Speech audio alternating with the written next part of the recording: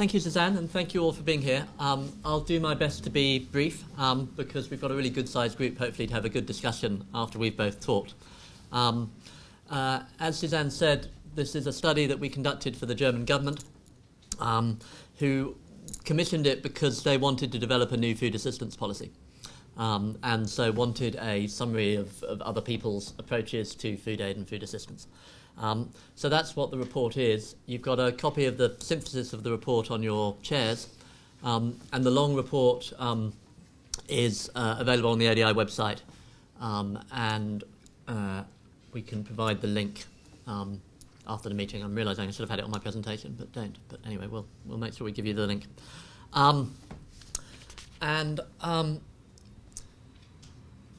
So I'm going to start with definitions because that's sort of one of the key issues is sort of what are we actually talking about here.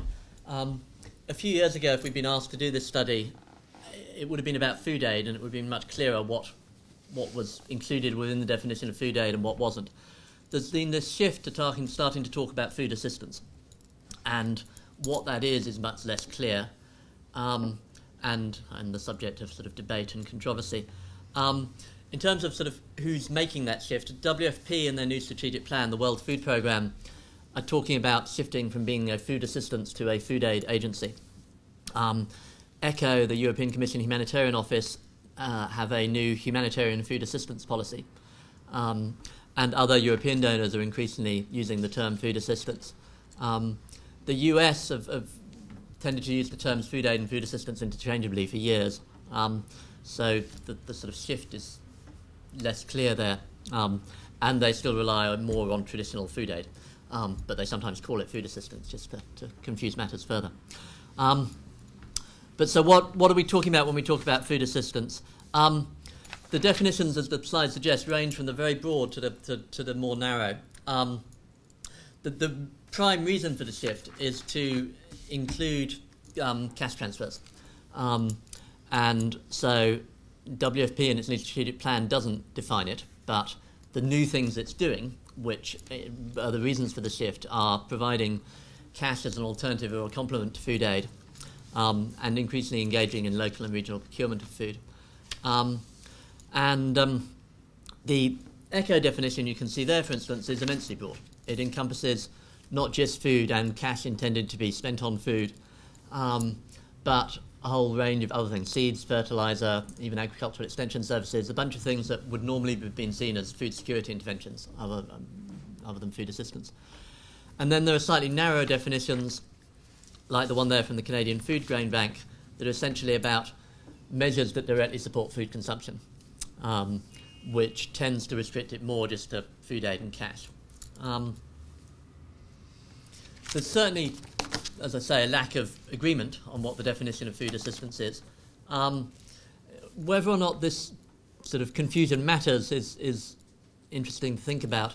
For a whole bunch of donor governments, and indeed for aid agencies, it doesn't matter very much, particularly if they don't have separate budget lines that are labelled as food aid or food assistance. It's just food aid or food assistance is one of the tools of which they tackle food security. And what sits within the box and what doesn't is not actually terribly important. But for donors who have separate budget lines, it is important because it determines what they can and can't spend against those budget lines. And it matters in terms of the renegotiation of the Food Aid Convention, which Ed will talk about more, what counts as a fat commitment and what is allowable under the budget line. And in terms of the toolbox, as we say in the report, there's all sorts of grey areas. Now, there always were some grey areas around food aid, whether or not monetisation counted as food aid, whether it had to be internationally procured or internationally sourced or internationally financed, and what sort of domestic food programmes counted as food aid or not was always grey areas. Clearly, as I said, one of the reasons for talking about food assistance is the debate around cash, but what cash counts as food assistance is extremely moot. Is it cash that's intended to be spent on food, cash that actually is spent on food? It's the productive safety net in Ethiopia where they're providing cash. Is that a food assistance intervention? Are pensions in Lesotho where people spend some of their money on cash? Is part of that food assistance? Is all of it food assistance? There's all sorts of question marks around it. Equally, agriculture inputs, is that food security or food assistance? And others. The ECHO definition would include things like destocking and restocking and fodder provision in terms of responses to livestock.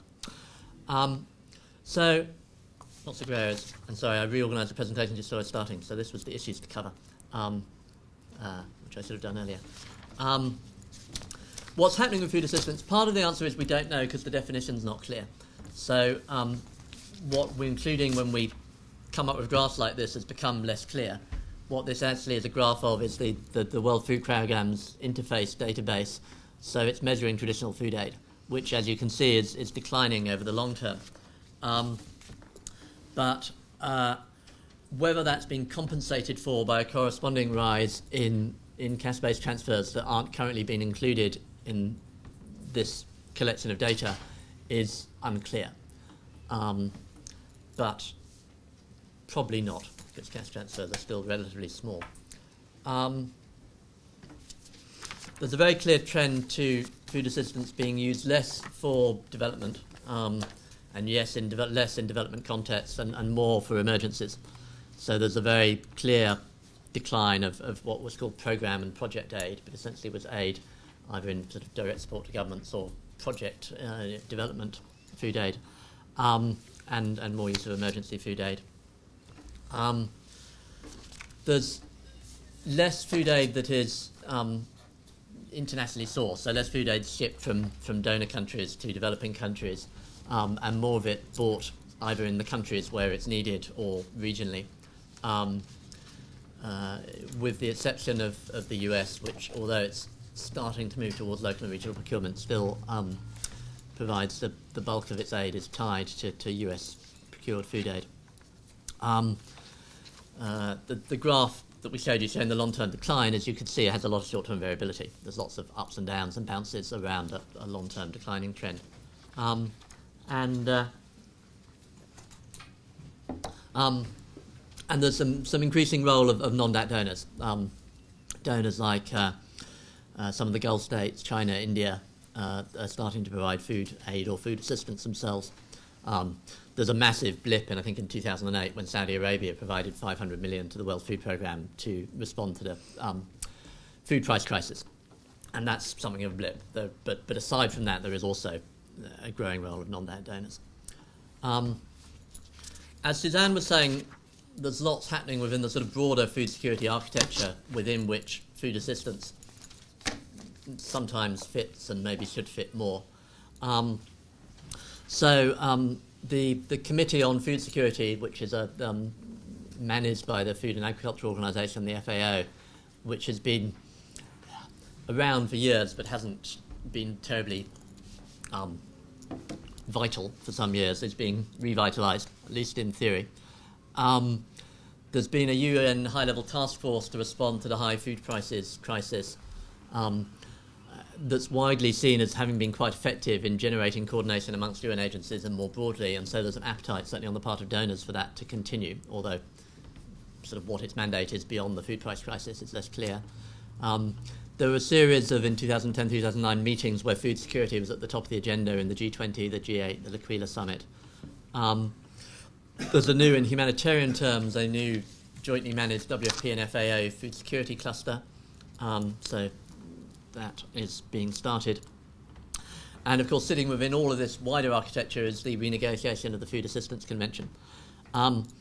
What's less clear is how these various pieces fit together, and how the high-level task force relates to the revitalised Committee on Food Security, and how all of this will pan out, and indeed whether it'll be effective. So the donors, for instance, are welcoming the new Committee on Food Security, but remain to be convinced as to whether it'll be any more effective than its predecessor. And Ed will talk more about the fact. Just briefly, it's in the process of being renegotiated, and essentially on the part at least of donor governments, there are two broad positions. That there are those who reckon it's become an irrelevance, and that it would be best to let it wither quietly, or indeed to actively get rid of it. And then there's a probably slightly larger camp which reckons that it remains important because it's one of the few legal instruments, that's sometimes useful for donor governments themselves or in their own budget negotiations, in trying to protect funding for food security, and that dropping it would send a bad political message at a time of hunger. Ed will go into that more, so I'll skip that. Looking at trends in the sort of toolbox, as we said, there are lots of grey areas around what is the toolbox for food assistance, but there are some clear trends. One of which is the growing importance of providing people with cash or with vouchers as an alternative or a complement to food aid. And that is, for instance, being done by the World Food Programme, so that's a big historic shift in terms of what it sees as its mandate and competence. And so I think it's probably likely to continue growing. It's still important to remember that it's marginal compared to food aid. That's traditionally defined, so it's growing, but it's still quite small. There's obvious overlaps between what food assistance is and nutrition, and obvious areas where they differ. But there's a growing focus on the links between food assistance and nutrition, and in particular on the nutritional quality of food assistance. There are new approaches to both therapeutic and to supplementary feeding, which are leading to new products, sort of expanding out from the use of plumping up for therapeutic feeding and looking at improved products for supplementary feeding. And again, the sort of debate is in a state of some confusion about sort of which products are best and when they should be used. And there's a Suzanne, I'm looking at Suzanne because she knows more about this than I do, and I'm conscious of getting it wrong. But there's some sort of debate about which products should be used when and which are appropriate, and the cost effectiveness of all of them. New approaches to supplementary feeding and a focus on new groups, particularly on the under twos and the nutritional food assistance, nutritional support that might or might not be appropriate for that age group. Another area where there's debate is around school feeding, and sort of, as I say on the slide there, again, it's caricaturing slightly, there's obviously a range of views, but the WFP remains strongly in favour of school feeding, and indeed in their most recent report, the World Bank, it claims they've won the debate, that the debate's closed off, that it makes sense as a way to reach the most vulnerable. Others would argue the debate's still open, and that it's not clear whether... They're not arguing that it's a bad thing for children in school to receive food. They're questioning whether school feeding is the most appropriate way of meeting educational or food security objectives, or whether other things could be more cost effective in getting children to attend school or increasing the food security of children. Other issues around the toolbox. There continues to be a lot of both cash and food for work provided in both humanitarian and transition contexts, and all sorts of debates around it. Looking at recent evaluations, the main concerns continue to be around the extent to which it is or isn't self-targeting. One of the claims for food for work or cash for work is that it can successfully reach the poorest because only poor people want to do the work. And there are all sorts of problems with that in reality because of the degree of underemployment, of more people wanting work than is often available, and therefore the normal problems of targeting arising. And then there's a continuing problem if you look at evaluations with the quality of the work being done. The other argument for food for work or cash for work is that it produces useful assets that are built with the work that's been done, and that's often questionable. And then, depending on your definition of food assistance and where it starts and when it stops, there's all sorts of interesting things going on around livestock programming, the development of new livestock standards and new approaches to supporting pastoralist populations, the growing use of vouchers and fares as an alternative to seed distributions, issues like microinsurance, catastrophe bonds, weather indexes, new approaches to supporting people in sort of chronically food insecure places, and the final point there again is more often seen as a food security intervention, but interesting work around sort of enterprise development in different contexts. Local and regional procurement.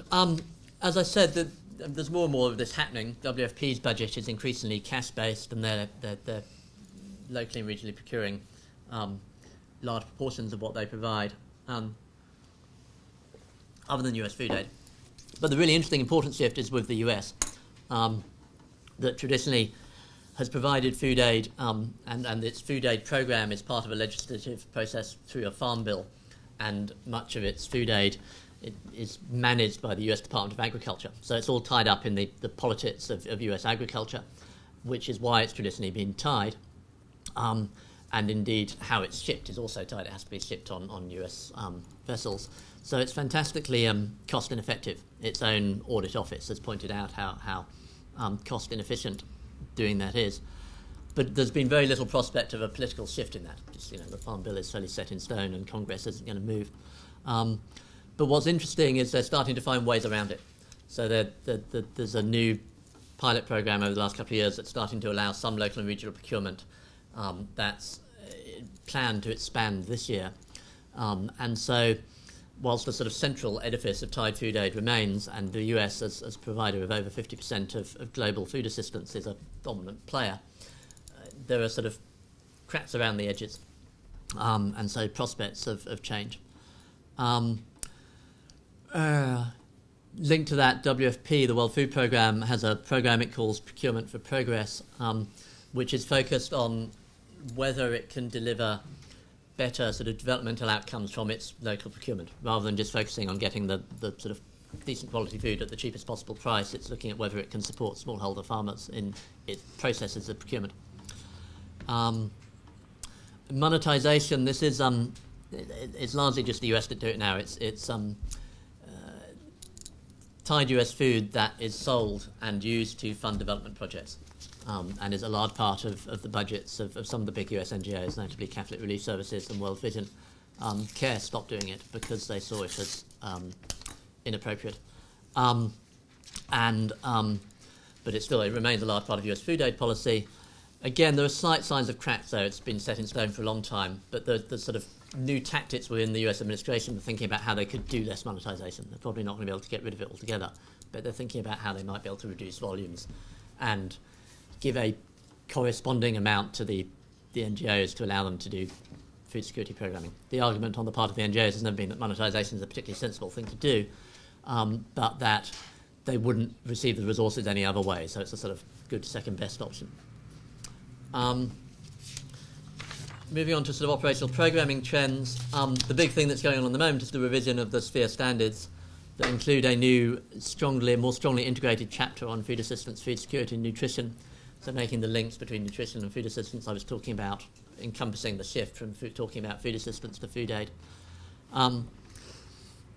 Some would argue that there's a focus on the right to food. It must be said in the process of talking to donors and agencies in this report, there wasn't much mention of the right to food, so I think it might be a sort of more of a rhetorical sort of commitment than one that's driving sort of how people do programming. Targeting of food aid has always been difficult. Targeting of any humanitarian assistance has been difficult. Recent studies done in part by Suzanne re-emphasised the point that often food aid is widely shared and redistributed, sometimes sort of appropriately and fairly, sometimes because communities think that everyone's in need and aid agencies want to target the most vulnerable, sometimes coercively and inappropriately. But the aid agencies tend to sort of ignore that as an inconvenient truth, and that arguably what you should be doing is acknowledging the fact of widespread sharing and redistribution and thinking about what you could do about it. If you look at evaluations of food aid and food assistance programs over the last 3 or 4 years, probably the most consistent finding is monitoring being weak, and that's not new. It's long been true, but it continues to be true. Some of the donors argue that that's just starting to shift, that there are some signs of improvement, and views differ. So to wrap up, we sort of recommended to the German government in concluding in the report that there was sort of 5 key challenges in taking forward food assistance policy and programming. Firstly, the fact we don't know what we're talking about probably does matter in some sense. It would be good to have slightly greater clarity around the definition of food assistance.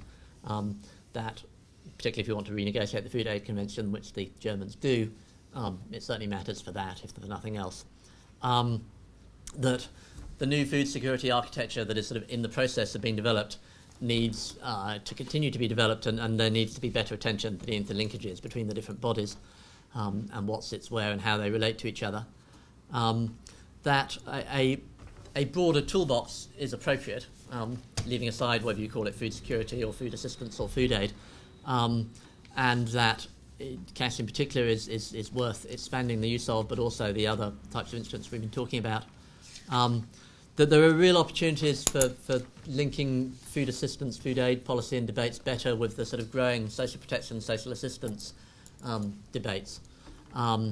So things like the PSNP in Ethiopia, the Hunger Safety Net in Kenya are examples of where contexts where food aid has been provided more or less on an annual basis for decades, and there are starting to be opportunities to shift that towards longer-term social assistance strategies, more embedded in national government ownership, and with longer-term perspectives, and that's important and worth thinking about what you could achieve in other places like Karamoja in Uganda, for instance, where there's been food aid every year for the last 40 years, and also opportunities in relation to nutrition, to look at the nutritional food security outcomes of food assistance and linking food assistance better with new nutrition strategies. So, for instance, DFID has a big new nutrition strategy that launched a couple of months ago, so thinking about where food assistance fits into that broader nutrition strategy.